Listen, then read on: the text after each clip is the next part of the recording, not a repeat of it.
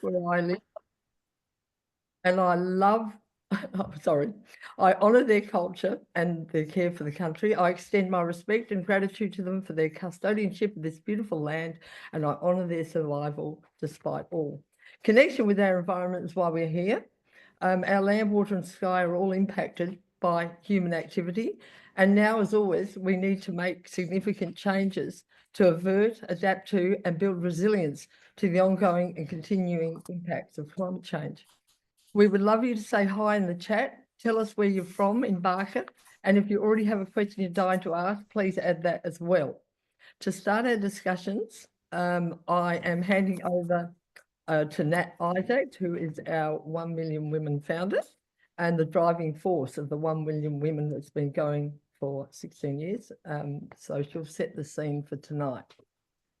Thank you, Colleen, and welcome everybody from Barker. I know that it is actually a, tricky time being Easter week and school holidays and another, long weekend. So we really appreciate your time. I'm Natalie Isaacs. I'm the founder of 1 Million Women, and thank you so very much for being part of this conversation. Thank you to the candidates for taking time out of your busy schedules for this.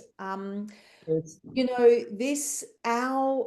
We have been doing these forums for the last couple of weeks. It is all part of our campaign called She Votes. And She Votes is about taking this message to the election that we are voting for clean, affordable energy now. We are voting for, the acceleration of climate action through household electrification and through the focus on our cost of living. And it's a really big piece of work for 1 million women. We have been really focused on this for the last year or so. Last year we did a survey where some of you may have taken it, and 4,500 women took the survey, and over 90% said that they had taken some steps towards household electrification, whether it be solar panels or energy efficiency or changing over gas to induction cooktops or whatever it is in the home. Women had taken steps, but 67% of women said that there had been roadblocks, and that with government support that they would electrify their homes. So that's a really big number. And we asked a question about what positive stories can you give us on on energy efficiency or anything that you've done in your home to make your home more comfortable and healthy and electrified. And we had 2,700 women give us these amazing stories of how their bills had been slashed, or how their asthma had disappeared from removing gas from their home. And there were so many stories about the benefits of household electrification. We took a delegation to Canberra early this year, back in February, a couple of months ago in February. It's still early this year. And 23 of us from across the country, really different lifestyles. Colleen was one of these women. And we, over 3 days, spoke to 26 politicians from across the political spectrum. And we told our real and authentic stories about our own homes and about the challenges or the opportunities. And we really think that all politicians, no matter what side you're on, all politicians can get behind household electrification. It's a win-win. It's a win for the climate. It's a win for our cost of living. And we have a policy ask, and that's what we took to Canberra.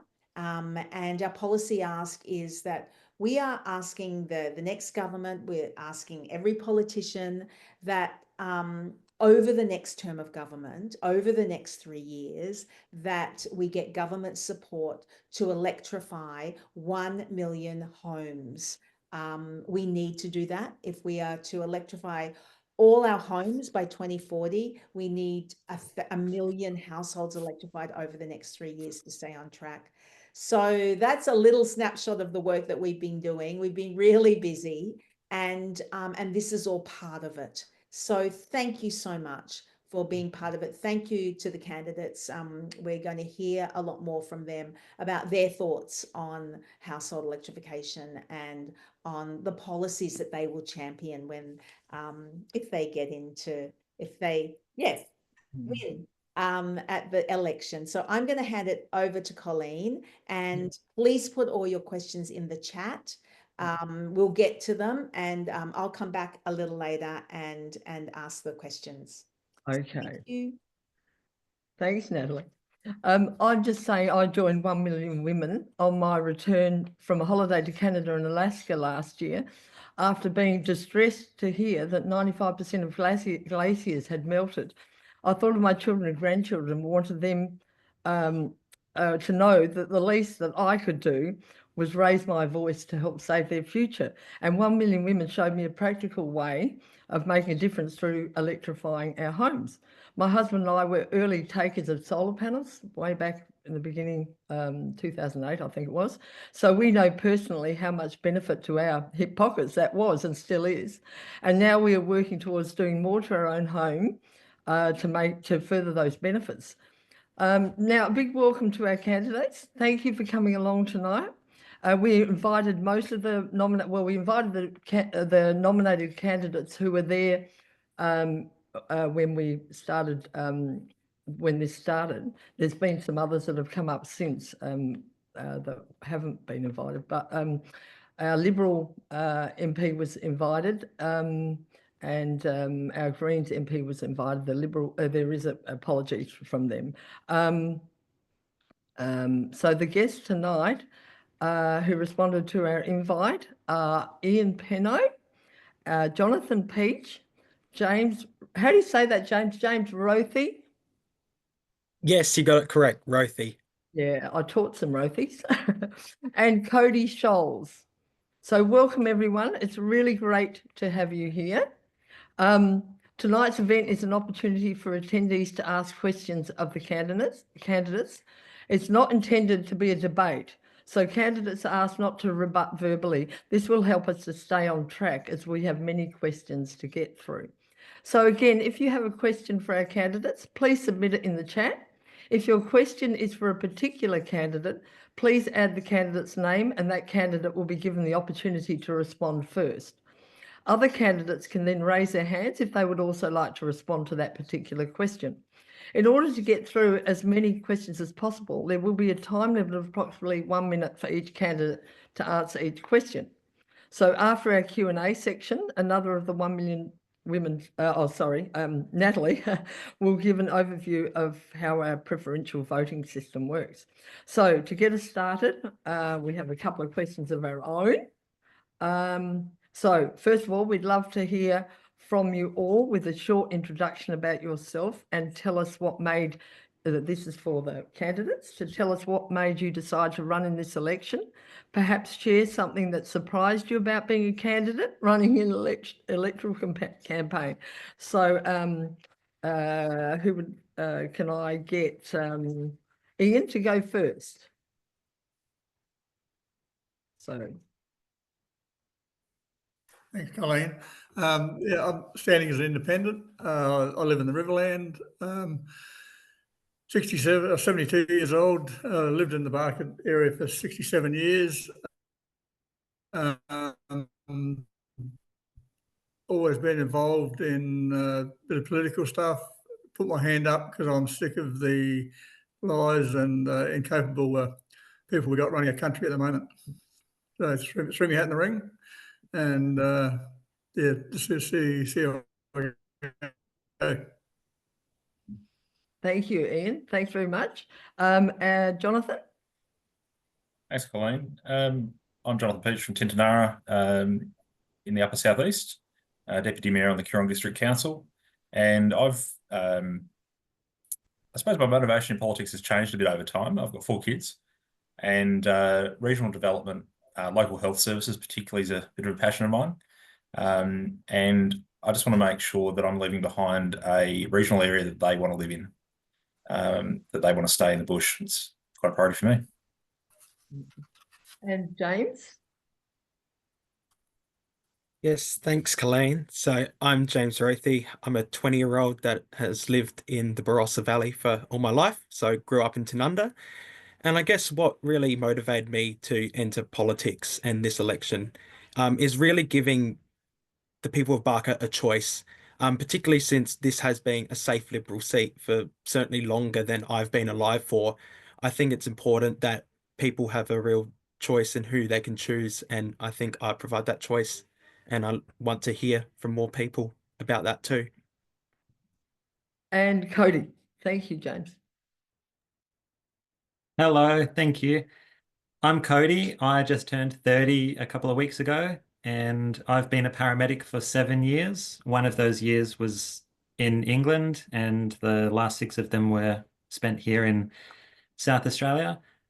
I resigned my job in September last year because I don't like the government and I don't trust politicians. I know how often regular people are ripped off, screwed over, forgotten about, and taken advantage of by political parties.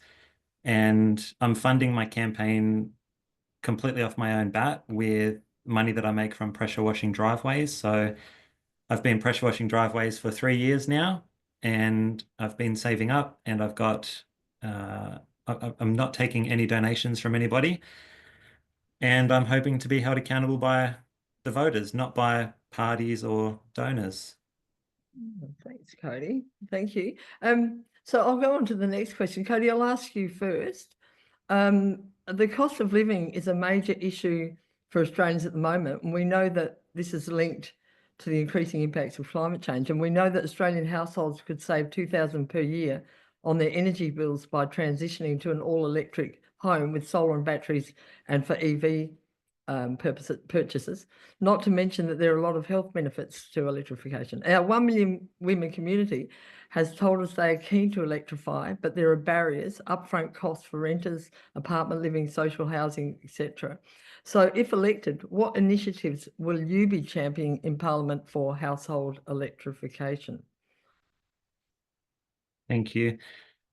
The 2 biggest things that would drive any decision making that I make around electrification or energy or power supplying Australian homes, the 2 biggest factors I need to consider for voters are, is it cheap and is it reliable? Now, those are the 2 biggest things that are going to drive any vote that I might have when it comes to government decision making. I am quite open to using any and all fuel sources to make that happen, to make it cheap and to make it reliable. I think that we should be looking at existing ways and new ways to make power cheaper and more reliable. I think that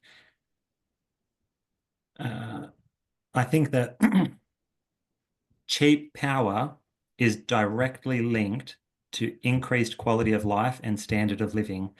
So if my total goal is to have cheap power, which is reliable power, then we know that we can improve people's quality of life and standard of living.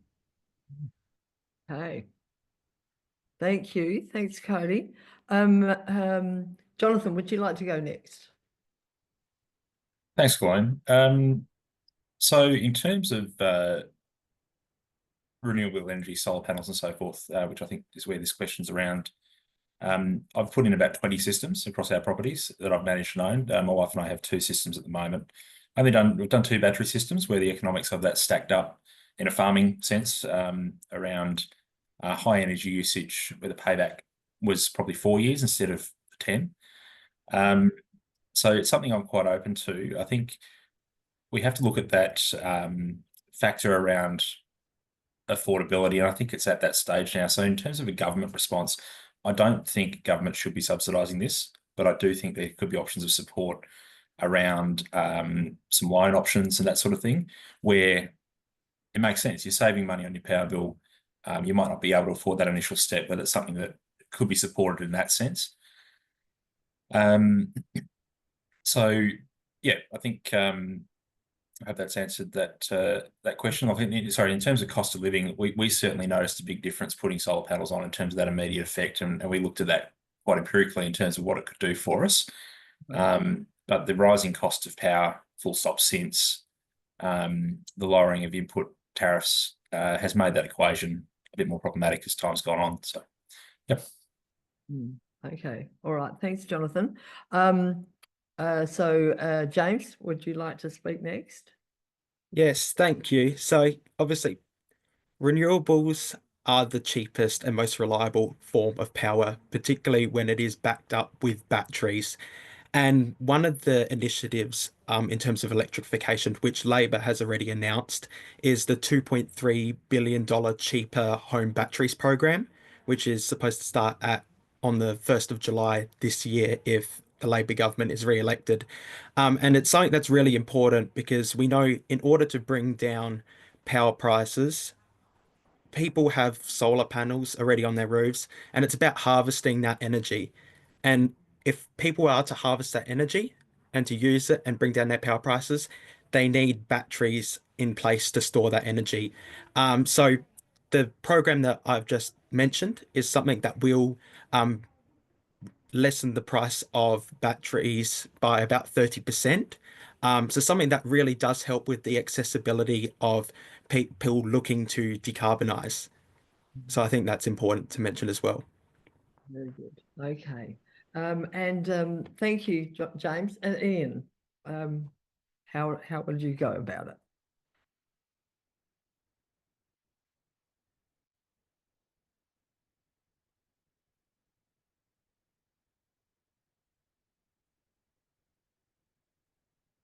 I can't hear you.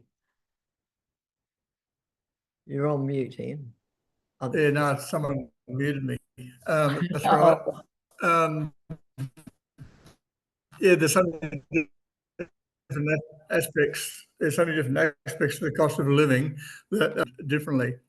The power, the energy one's the main one that comes up, and must be not going to be your favourite person tonight, but everyone talks about it's about security, stability, and affordability. And I agree. Green energy is great, and everyone talks about the operational life of the of green energy. And that operational life is when it's on your roof and working. I haven't got a problem with it. I've got solar, and it works well. Right. But people cannot afford, even with the subsidy, going to bring the price of energy down is by taking people off the grid, spending $20,000 or $30,000, $40,000. I know one person spent $50,000 on batteries. Not every Joe Blow, but this cost of living can do that. I think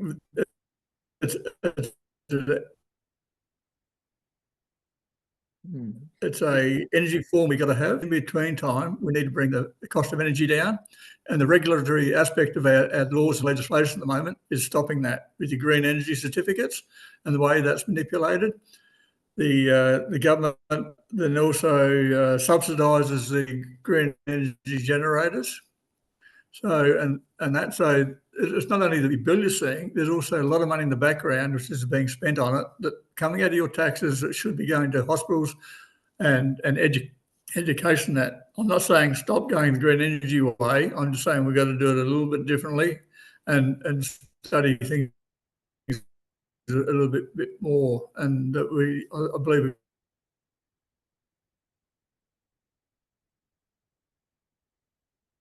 we've got to bring gas into the equation Dropping out a bit there. Are you just dropping straight out away to bring we're not going to stabilise the price, and that's what we can do at the moment. Right. Okay. All right. Thank you, Ian. I missed a bit there because it was dropping in and out, so I missed a little bit. Yeah, I'm dropping in there here too, so I don't know what's going on. All right. Okay. Well, thank you anyway. Got the gist. Nat, did you want to, oh no, I think it was me, my turn. I would like to, what needs to be done to address the increasing insurance premiums, particularly with regard to exclusions for fire and flood zones, and we know that here in the Riverland, and the increase of homes being uninsured or places. We had an incident last year where maybe it was the year before, where I planned a school camp, and we had to cancel it because the hostel that we were supposed to be staying in at Lake Coleraine it was too expensive for the community group who ran it to get insurance for it on the lake. So that was a real bugger for us. So what needs to be done to address the increasing insurance premiums? Who can go first there? Would you like to go first, Jonathan? Thanks, Colin. Two points I'd make on this one. One is I'd actually like to have a greater understanding of how much price gouging is occurring within the insurance industry. I know from a farming point of view, in the last 3 years, our premiums have doubled. And I don't think our risk factor has had much to do with that. It's to do with the incidents occurring elsewhere. So I do, and the second point I'd make is probably around the burden on insurance premiums is being shared across everybody, not just around where it's at, where flood and risk is actually occurring. So that's another difficult conversation that probably needs to be had in terms of are there places that we need to actually perhaps not be building on floodplains, etc., and in terms of how that's now impacting the broader community. Thank you, Jonathan. James, would you like to go about insurance? Yeah, thank you. And I think I kind of share similar viewpoint of Jonathan here with the fact that price gouging with insurance companies needs to be looked at. You know, anyone that pays for insurance here on this forum would know that it has skyrocketed over the last few years. And yeah, it's certainly something that needs to be investigated because, you know, people are getting ripped off and it's hard for people to afford insurance because of it. Yeah. And Cody, what's your response to that? I think that from a federal government perspective, we potentially as elected members or our colleagues could work to limit the effect of GST. So GST is currently applied to insurance premiums for consumers, but you haven't actually received a good or a service at that point until you make a claim. And so I don't think that you should be paying taxes on your premium when you've just simply entered into a contract with a company. The other thing with entering into a contract is that if that insurance provider decides to no longer insure you when you make a claim, they knock you back, or they say, like they do, they cancel premiums right before a bushfire or a flood. I think that there should be very severe penalties put in place that those insurance providers face as a consequence for letting people down and ripping them off, because people don't get discounts for not claiming. Maybe you do with your car insurance with your no claims discount, but for other types of insurance you don't. And you always lose with insurance because you lose up front and you've got to fight like hell to try and get your claim accepted. That's if they haven't cancelled it beforehand. And quite often it's a stressful process that puts a lot of people under needless stress and anxiety when already they've been through some sort of disaster. Good points there, Cody. Ian, what's your response to insurance premiums?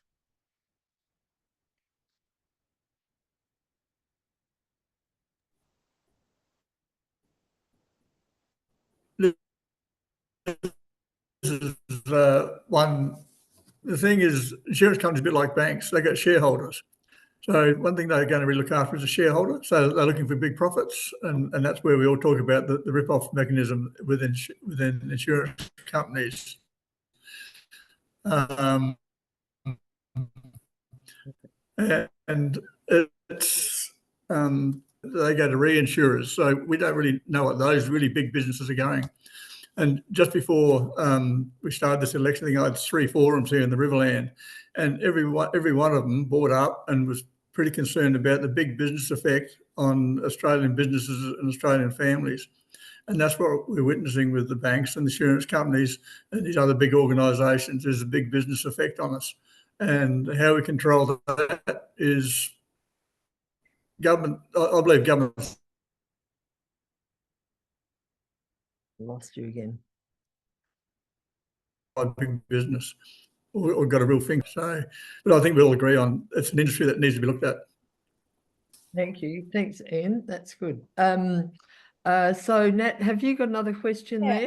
there? I've got there's Di's got a question, and I did want to also ask to Jonathan, just on your point about that you don't think that there should be, you know, subsidies for batteries. But what about you know, for and for those people that can afford it, absolutely. But what about, you know, social housing, or I think there's what 400,000, you know, social housing stocks across the country. So what do you suggest then for though for social housing or for renters? So that's one question. And then I had one for Cody, which is what can you explain what you mean? Can you explain in more detail about cheaper power? Like what's your scenario with that? Which does feed into the question that Di has. She says, can I ask each candidate what their views are on renewable energy? So I've got a question for Jonathan and Cody, and then Di's question for the group. So over to you, Jonathan. Thanks for that. I think the renting side of things is quite an interesting thing, where it's really, in my view, the responsibility of the landlord to look at it. I certainly don't have an issue with government encouraging it, but I don't think the broader population should be subsidising it. So that's where I'd come back to that. Mechanisms where it can be installed in a way that it pays for itself. And I think we're there with those technologies now, that the payback time on them, on almost all usage points is now there. So I don't think a subsidy is something I would support, but as I said, if it's a mechanism that enables purchase with a payback, that's something I'd be more than happy to investigate. Yeah, very good. So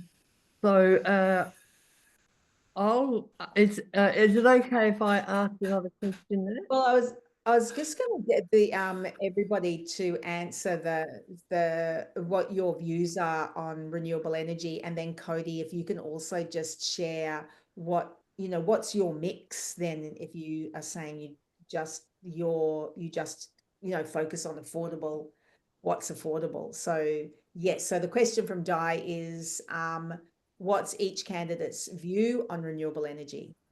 So maybe we'll start with you, Cody. Thank you. It's a very good question, and I am really going to stick to 2 points, which are cheap and reliable. And what I mean by that is I think that Australia's race to renewable energy is costing us money. I think that when you go through any invoice that you receive, whether it's a plane ticket that you just purchased, whether it's your energy bill, whether it's a car service, all of these companies, all of these businesses are passing on, mine says green energy charge. All of these businesses are passing this on to consumers, and we are all paying for that every 3 months or every year or every 10,000 kilometers, however often you get things done, services or bills.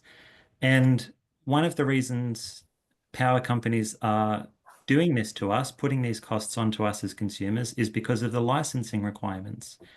I think that, well, it's a true statement to make that state governments require energy providers to apply for a license to operate in that state and to sell energy to provide power. And there are many conditions that you must meet as a power supplier to be granted a license. And many of those conditions relate to how that company is offsetting emissions or reducing emissions. And this company says that they're going to do that. They say, yes, that's fine, we'll do that. And they might, but they're passing the expense, that initial investment, that cost to them, onto us. And that not only benefits the company because they get subsidies by the government for them to invest in renewable energy. They bill us for it too, so the company's getting paid twice, but we're paying twice because we already pay GST on the supply charge and also on the taxes. So there are so many things that, and they might seem small, oh, but goodness, they pile up and they're in everything.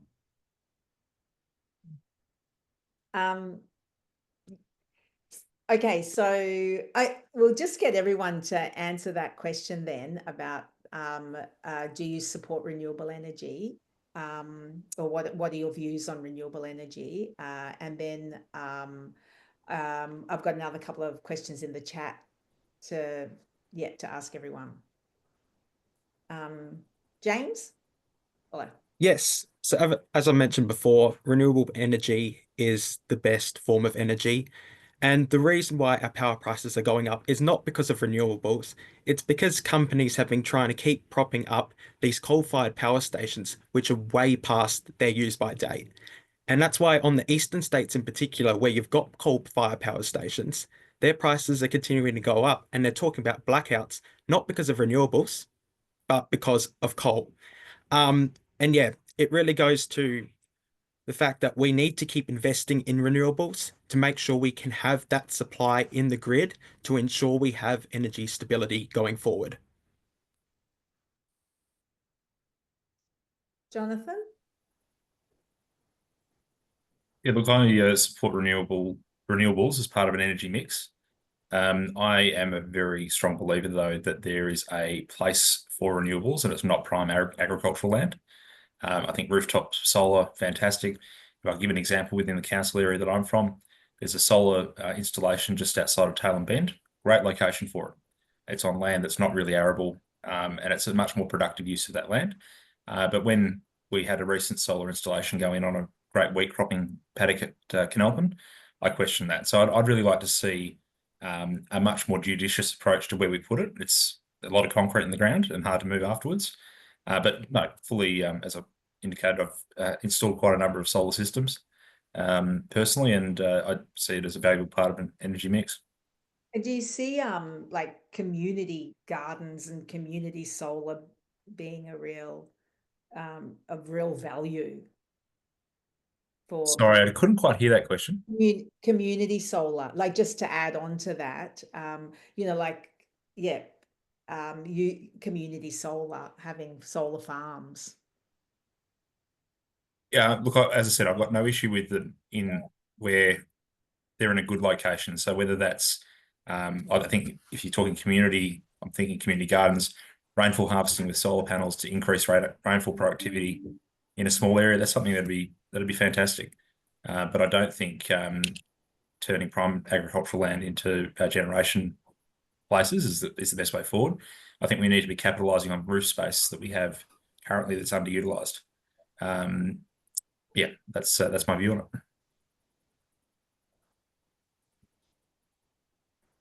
Ian, want to give it a go? Yeah, yeah, I go along with Might have to. Jonathan there on that, but part of the mix. Can you hear me okay or not? You are dropping in and out. Yes, it's hard to hear you. Yeah, it's breaking up. Oh, I'm sorry. Badly here too. So it's what NBN is. Yeah. I've got a brother who works for one of the world's largest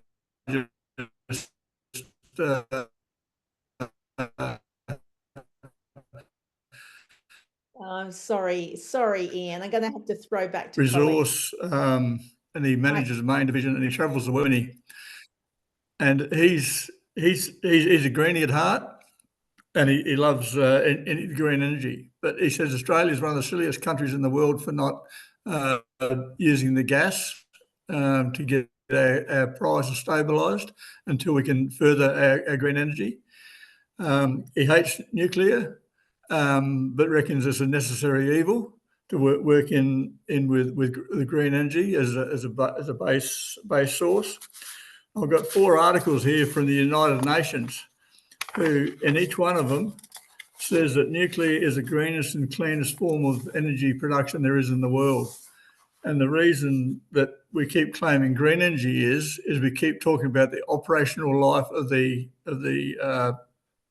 green energy, and that's why it's working.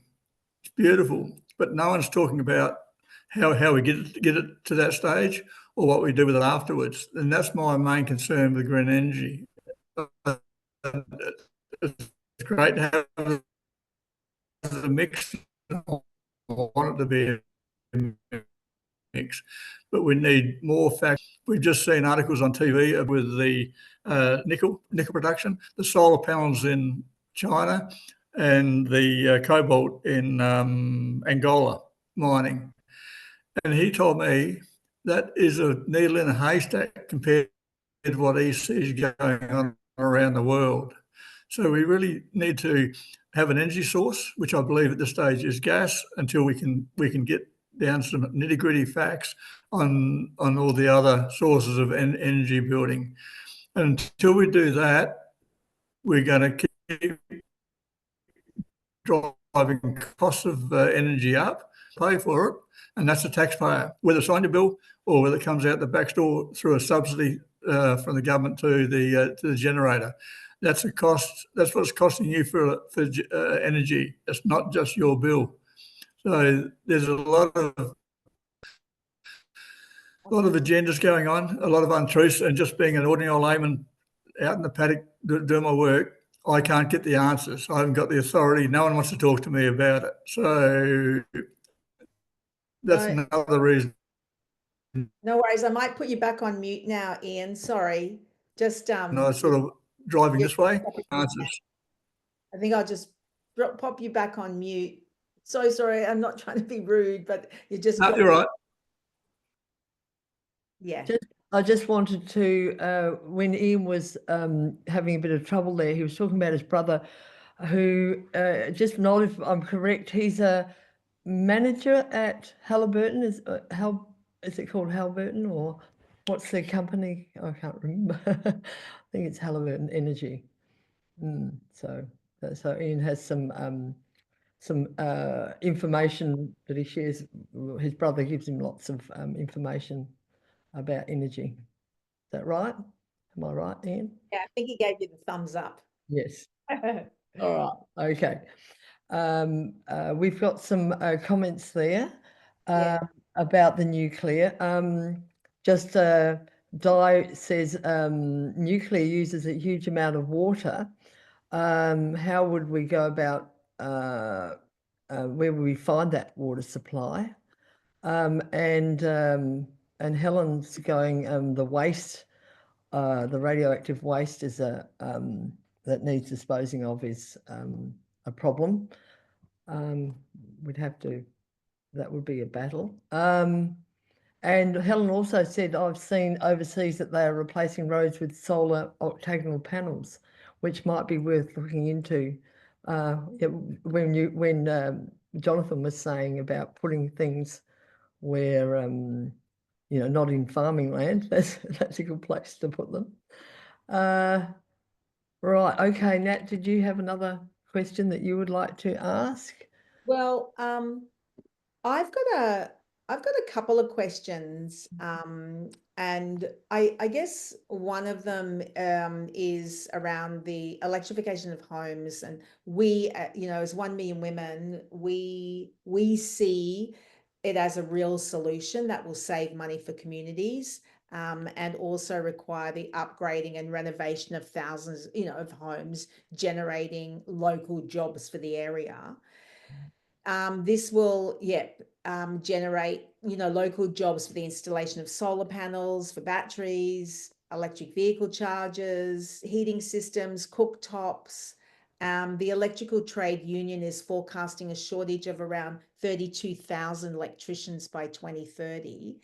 And I guess if you, how would you champion, or what would you look at to support the workforce to develop, skills in electrification? Tradies. Who would like to tackle that question? Will I throw it to you, James? Yeah, It's about absolutely. Yeah, upskilling. I can answer that. Yeah. So yeah, certainly, yeah, that it's really important that we recognize the shortage of electricians which are projected to 2030. And I think that's why particularly Labor's policy around free TAFE and access to TAFE is important, because we need to get more people into trades in order to cover these shortages. And yeah, I know, like, for example, my brother's like a plumber as well. So like it's one of those things that trades are really important, and whether it be electricians, plumbers, whatnot, we need to make sure government programs are supporting it so we do have the workforce required to tackle these challenges. Very Jonathan? good. Jonathan? Sorry, Natalie, was that to me? Yeah, do you want to give it a go? Yeah, sure. So one of the policies that we've announced is more regional funded places for TAFE. So one of our big focuses as a national party is trying to keep a lot of our training regional. So there are studies that have shown that if people are trained and based regionally, they tend to stay there, and whether that's in medical or other areas. So that's something that we're looking at. I think just one thing I'd say with this comment in general around electrification, something that we will have to look at in a South Australian context is swirl lines. Where we are, and solar is augmenting this a little bit, but there is a very limited capacity on the existing grid to cope with too much current draw at the ends of a lot of these lines. And I'm not talking so much the towns when I'm talking the farms. So it's just something else that needs to be factored in terms of technology to offset that limitation. Very good. Okay. And Cody? Cody? Or Hello, everybody. I think when it comes to a program like you're talking about, like electrification of homes, I think there are many different investors or power brokers that should play a bigger part than the federal government. Because if the federal government was to invest in this, or either indirectly by giving large sums of money or by subsidizing the cost, subsidies equal debt, debt equals higher taxes. And so my question is, how much are we willing to let this cost us? And how much are you willing to pay?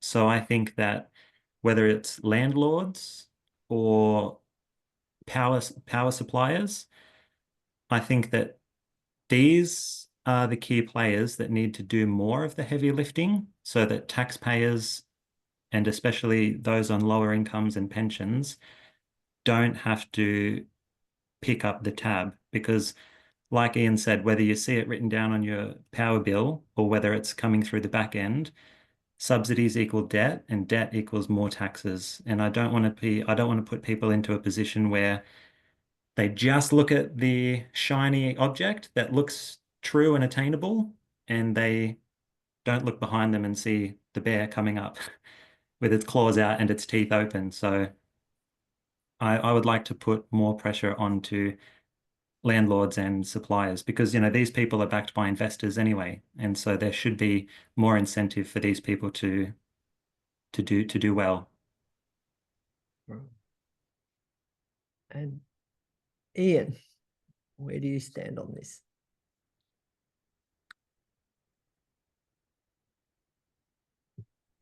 Ian? Can you hear us, Ian? Oh, we can't hear you. Oh, he's still, Ian's on mute now, is it? Yeah, All right. Yeah, now I'm off a mute. That's There you right. are. I've been busy typing my I've been busy typing my answers because All right. Mm. I'm going to pop you back on mute. Sorry, Ian. It's just, we can't hear you, and it just keeps dropping out. Mm. Yeah. Colleen, why don't you ask your next question, because All right. I think that is a really good one. Okay, so apart from the household electrification policies, what policies are you advocating that can help our community to firstly reduce emissions and also to adapt to the ongoing impacts of climate change? So have you got that? I'll throw it to you, Cody. I missed the first part of the question. Sorry, Colleen. Was it Uh, what? What policies are you advocating that can help our community to reduce emissions and also to adapt to the ongoing impacts of climate change? That's interesting. I think that's a good question. I might not have the best answer for you. I think I'm still willing to learn from people who know more about this than me. I don't have a policy on this. I stepped out of an ambulance in September and resigned, and I am having a go at politics. I'm not an expert on everything. I wasn't an expert when I was a paramedic because we were just a jack of all trades and people were happy to see us. So I'm willing to listen to you guys and your members and find out what you think is best, because I don't have a policy that I need to push. And so I think that would be my answer. So I'm sorry it's not more of an answer. No, that's good. Thanks, Cody. Very honest answer. And Jonathan? Oh, sorry. No, I was just going to say thank you for an honest answer. Yeah. Mm. Jonathan. So for me, I'm quite a big supporter of nuclear energy. I think that is the long-term baseload solution. And I've been a supporter of that before it was our policy. I think in terms of regional Australia, some of the technology coming out around small-scale nuclear reactors is going to be a bit of a game changer in terms of scaling industry in regional centres. If I may, I'd just like to touch on a couple of the points that have been made in the chat. Current nuclear technology does use water, about 20% more than a coal-fired power station. But one of the solutions there can be seawater. It doesn't have to be fresh water, so just something to consider. And what I'm excited about, and this is where, for me, looking at it for my kids in the long term, some of the technologies around molten salt reactors that actually don't use water at all. That's where I'm hoping it goes. And fusion instead of fission, which will hopefully be a thing before too long. There's been some quite exciting tests out of France in the last 6 months that people might have seen. So for me, that's probably the long-term solution to that question. Okay, thank you, Jonathan. So James. Yes, thank you. Yeah, I think a lot of the conversation tonight has been about that energy generation. And I think one other point that I will make is particularly my advocacy and also the Labour government's work around electric vehicles in particular. Honestly, a big part of emissions in this country, particularly when transportation emissions are one of the other contributors to CO2 emissions. And by bringing in more electric vehicles into the market, which we have seen over the last few years, but also the Labour government's work around the Driving the Nation Fund with rolling out more electric vehicle chargers across the country, and particularly in areas such as Barker, which the only way you can get around is by road. It's very important that we have this infrastructure in place in order for people to undertake the investment of an EV to get around. And until we have that infrastructure in place, it's going to be very hard for people to get around in an EV until it's done. So I think that's one important thing that I would like to continue working and advocating for.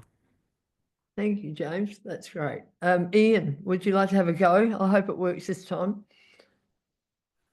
It's about emissions, to reduce emissions. I've actually typed up a fair bit of what I want to say, so you can read that. Okay, all righty. If you have a look at the comments, I've typed a fair bit up, so you can read that, and I'll send through an email later on with some documents I've got from the United Nations, and that can use the spent rods in a molten salt system that's a lot safer than nuclear, and the spent rods are a lot safer to dispose of. So nuclear will go through two stages now. Okay, thank you, Ian.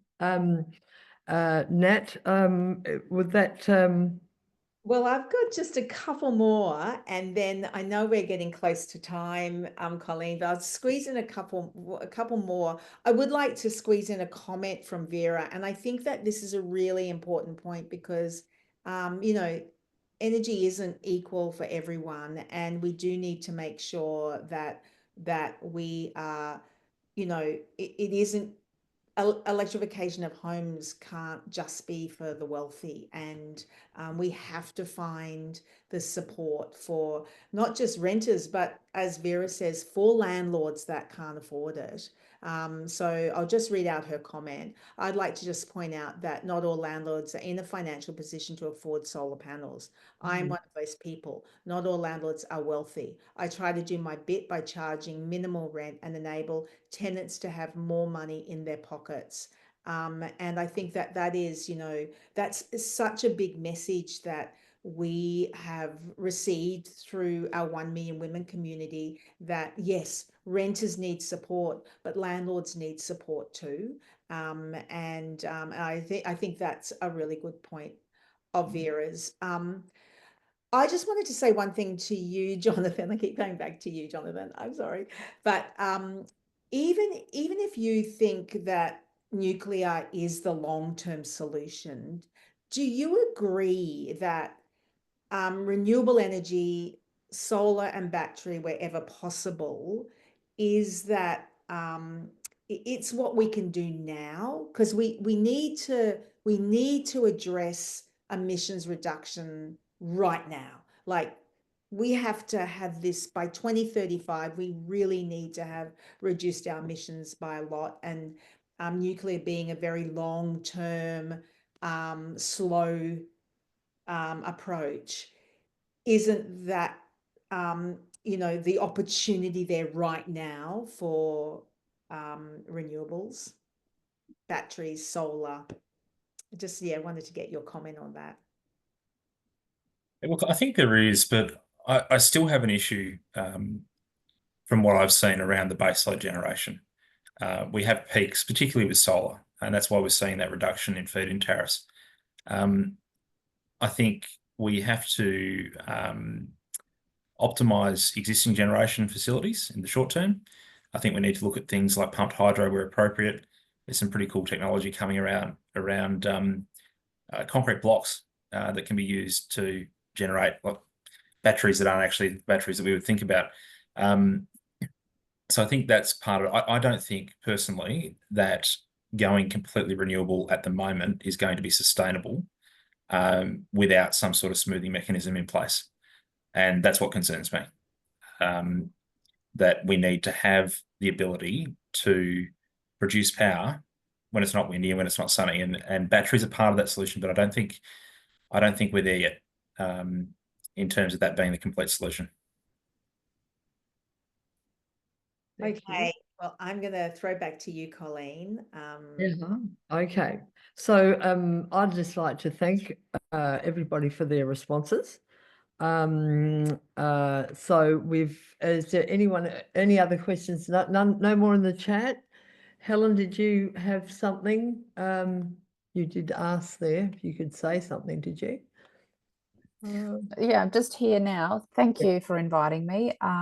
Just with regards to apprenticeships that you were talking about earlier, how do the young kids here rurally, have the opportunity for these government funded apprenticeships when the people here who are in the business, who are running a business, will they be getting the funding to support these young trainees? What is the way around this? If we need tradies, how do we support the people who are going to take them on to train them? Good on you, Helen. That's a good question. Who would you like that to go to? Who would like to? Whoever understands the way that this is done, because I'm not familiar with everyone here. Yeah. James, maybe? Do you know anything about tradies? Your brother's a tradie, so like if you're going to take on an apprentice, you have to pay their wages. Now we're all being told we're going to have a shortage. We've got a housing shortage, so you need more people on the ground. How do we support the industry itself to train up more people and let the older people retire without being dragged back in? This is going to be an ongoing problem. Yeah, thanks for your question. I don't think I'm going to be able to answer it to your full capacity because my brother's the tradie, not me. But what I can say is obviously that like the free TAFE and apprenticeships, like it's something that does help, in particular the apprentice itself, because they obviously don't have to pay for it. But it also is something that does help out the business Employer. owner that's taken them on as an apprentice, particularly if they're the ones that are actually bearing the cost of their apprentice's apprenticeship. But yeah, that's probably all I can say on that. And yeah, thanks. So the government, sorry to ask this of you again, James, the government releasing the apprenticeships, this is for the TAFE side of payment, not so much that they will have a position for young people to actually be physically on the ground. Yes, correct. Yeah, so Okay. it's the actual TAFE education program that we're talking about here. Yes, not necessarily the commitment that they will have a like job, and that's something that we also have to consider, particularly in the rural areas where they might not be able to find a person to undertake the apprenticeship with. And I think that's something we also have to consider as well regarding, people having to go to the city to, do an apprenticeship or go to a larger town when if they had the opportunity to, and something that the government, should look into ways and supporting it, might be able to actually keep them in the region. Good. Well, thank you. Thank you, Helen, for asking the question. Anyone else? Oh, sorry, Ian, go. Yeah, just quickly, nothing in this world is free. Someone's got to pay for it. $1 trillion debt is going to be more than that time our kids and grandkids get to there. And my idea is we start trades in year 10 at high school. Very basic, but we start them in year 10. So when they get through to year 12, they're floor ready. And then they're they can already do the doing further that, training Ian. once they get to there. Yeah, they're already doing that. My son's just... Most tradies complain about not looking after the apprentice than they do doing the work. So I'd rather not have them. Start trades in year 10. All right. Okay. So thank you for that response. So that concludes our question and answer session. I'd like to thank the candidates for coming along and giving their answers and definitely sharing your time with us, especially during this busy time, right at, in between festivities and the campaign, the election almost upon us. Before I'll wrap up tonight, I'm just going to hand over to Natalie. She's going to run us through the preferential voting system and how to use it to the best effect. I'm not sure if the candidates stay on, Natalie, or whether they... Well, I'm going to share my screen and let me see how that works. Yeah. And it's this one. Colleen, do you mind if I just share a message with Vera? Share a message with Vera? No, of course. I empathize a lot with Vera's concerns with her story about being a landlord and potentially not being able to have that that capital to invest into the property to make this possible. And I completely empathize and sympathize with that. And that's why my two priorities are anything to do with power must be cheap and must be reliable. And my two questions around this, two questions again, keeping it simple. How much are you willing to let it cost you for household electrification? And how much are you willing to pay? Because these are very big questions that must be answered before we make any decision about household electrification.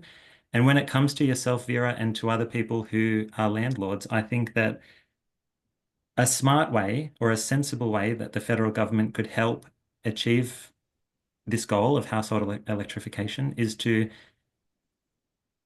give you some support, give you room to take a breath. If you're investing into your property and the value of your property is increasing, then you should get a capital gains tax discount. You shouldn't have to pay as much at the back end if you decide to sell the house in taxes, which means when you've invested in the house and you've made it become worth a lot more than what you paid for it, when you sell it, you shouldn't have to pay full fees because of what you've done to reduce the emissions of the house. I think that that capital gains tax needs to be tweaked if you can prove that you've actually committed or contributed to reducing emissions. So that means that's more money in your pocket at the end of the day. And it actually doesn't cost us much at all, because what that is that's a revenue raising issue. That's not a spending issue. And we know that the government doesn't have a problem raising revenue. We've got a problem with spending money. And so I would love to champion a way like, a new type of thinking.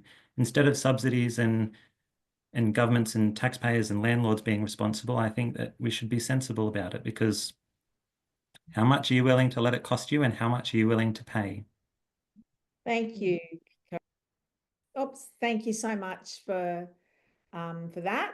And thank you, everybody. I'm going to jump in now and just quickly mention, I'm just going to see if I can replace my spotlight with just me. Probably not. No, anyway, I'll do it like this for now. I just wanted to say that, it's really important that no vote, like your vote is not a wasted vote. And I think that it's really important to use your preferences. I've got a diagram here of how preferential voting works. But in Australia, we have a preferential voting system that is one of the greatest strengths of our democracy, because it means that your vote can never go to waste. And so how does it work? So in each round of voting, the candidate with the least amount of votes for that round is eliminated. So what happens to your vote if your number one choice of candidate is eliminated?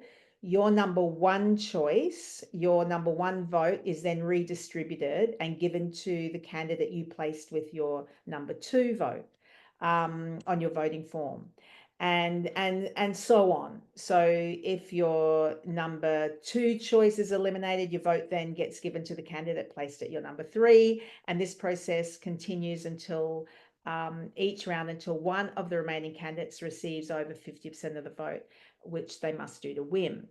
So if a candidate you put first doesn't get your vote automatically flows on. And I think for 1 million women, we're voting for climate. We're voting for climate action.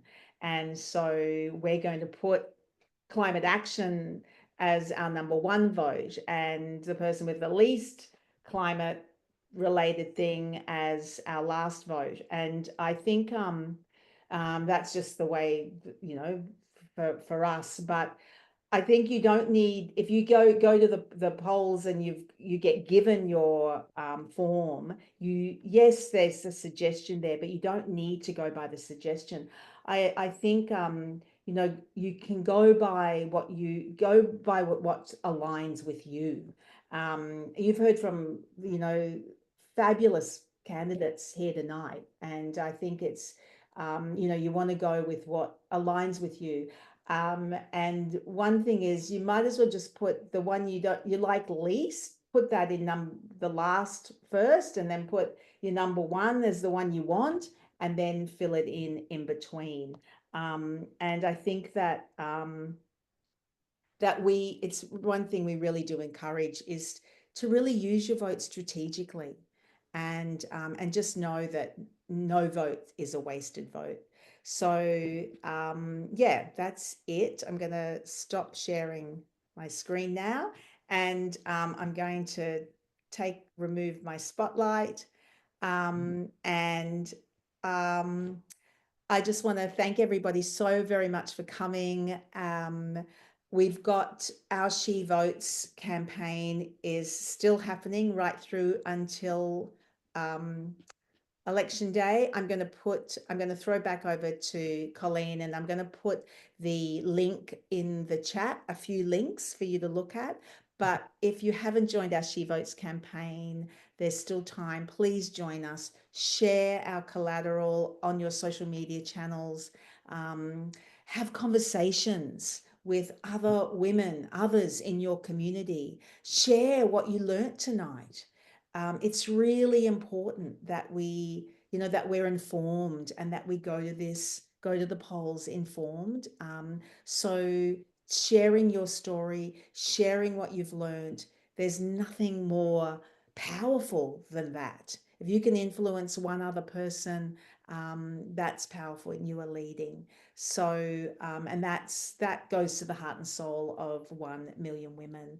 So thank you very much. I'll put some links in the chat. Thank you to the candidates for sharing, you know, all your thoughts and insights tonight, and I will throw back to Colleen. Yeah, I've been really impressed with the answers we've had, the ideas and answers that we've had. It's been very impressive. So if you would like more information on what you've heard from the candidates, please go and check out their websites, or on Facebook, their pages. We encourage everyone to get involved, because our active democracy is so important in the times we're living in. And we're very lucky in Australia that everybody votes, because even if you don't like the answer, you know that it's everybody's had a say, and your voice is powerful. Hashtag She Votes is a campaign that we're running to help people get involved in raising their voice on climate, and the fact that we need clean, affordable energy right now. Don't forget that. What we're asking from you is to have these conversations. So if you can have conversations with, say, 10 other people, ask them to have conversations, and the exponential effect of this can be thousands of conversations. In the coming days, we'll share a recording of this chat and the links to the hashtag She Votes campaign. So please sign up and get involved, and thank you all for coming. And I mean that from the bottom of my heart. Thank you all. Really, truly, it has been very nice to have you all here for company, and I'll see you all around. I hope to see some of those candidates too in person. Thank you, everybody. Thank you so much. We're 1 million women because of you. Thank you. Bye, everyone. See ya. Hey. Thank you. Thank you. Thanks, everyone. Thanks, James. Thanks, Ian. Cody's gone, and Jonathan's gone. Thanks, Helen. Oh, she just went. Thanks, Vera, for your question. Thanks, Shelley. Thanks, Bev. Thank you, guys. Thank you so much. Bye, everybody. That was good. Thank you. Thank you. Thanks for joining, Shelley. Yeah. Thank you for joining, and Bev, and whoever else is still there. Oh, I'm trying to get out. I'm just going to leave. I'll pop you back in the I'll just pop you back in the waiting room. Bye, Bev. Bye, Vera. Bye, Ian. Thank you so much. Thank you so much, Ian. Thank you, Ian. See you when you get to the Riverland. Back in the waiting room. There we go. And now it's us. And let me- and the recording. How did you feel about that, Natalie? I'll just stop.